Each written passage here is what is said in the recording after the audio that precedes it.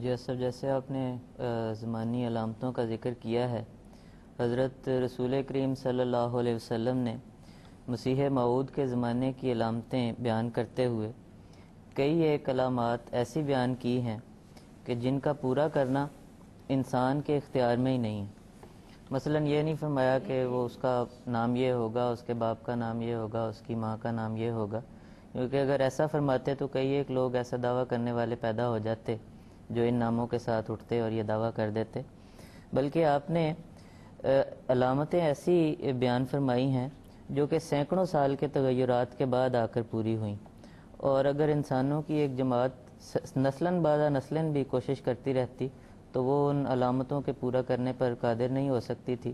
ایسی ہی ایک علامت جس کا آج میں ذکر کروں گا،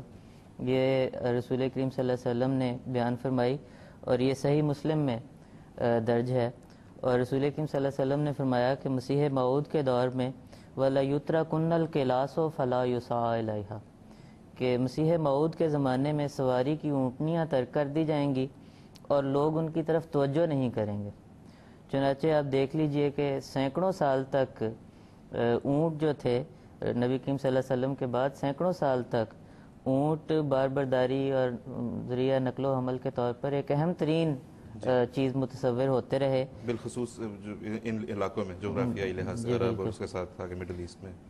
لیکن عین حضرت اقدس مرزا غلام احمد قادیانی علیہ السلام کے بابرکت دور میں وہ وقت بھی آ گیا جب کہ اونٹنیاں بیکار ہو گئیں اور قسم ہا قسم کی نئی سواریاں ایجاد ہو گئیں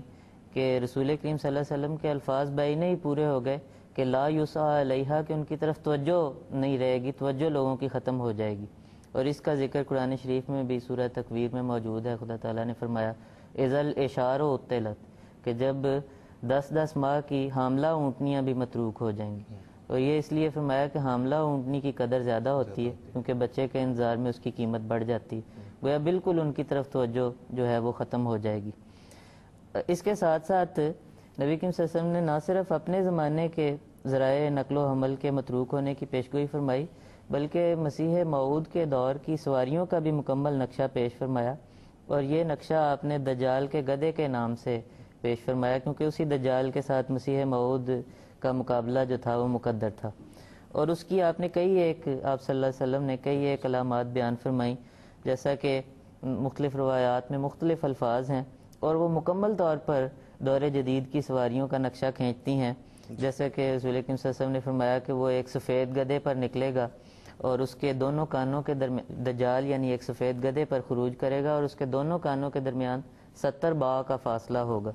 با یہ دونوں ہاتھوں کو پھیلا کر دیکھیں تو جتنا فاصلہ ہوتا ہے اس کو با کہتے ہیں۔ اسی طرح ایک روایت میں ذکر ملتا ہے کہ کلو خطوۃ من خطاہ ثلاثۃ ایام،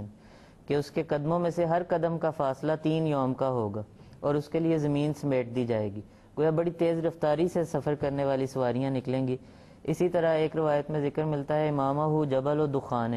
کہ اس کے آگے آگے دھوئیں کا ایک پہاڑ چلے گا۔ پھر ایک روایت میں ذکر ملتا ہے کہ وہ سواری جو ہے وہ ذوات السروج والفروج،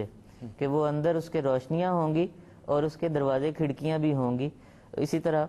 ایک دلچسپ روایت میں یہ بھی ذکر ملتا ہے کہ وہ سواری یوں آواز بھی دیا کرے گی چلنے سے پہلے الیہ اولیائی الیہ احبائی، کہ میرے پیارو، میرے دوستو، میری طرف آ جاؤ۔ گویا جس طرح آج کل سواریاں چلنے سے پہلے کسی بھی آپ ریلوے اسٹیشن پہ چلے جائیں یا کسی بھی ہوائی اڈے پہ چلے جائیں تو یہی نقشہ نظر آتا ہے کہ یہ سواریاں چلنے سے پہلے آواز بھی دیتی ہیں کہ اب فلاں جہاز یا فلاں ٹرین چلنے والی ہے، سب دوست پہنچ جائیں۔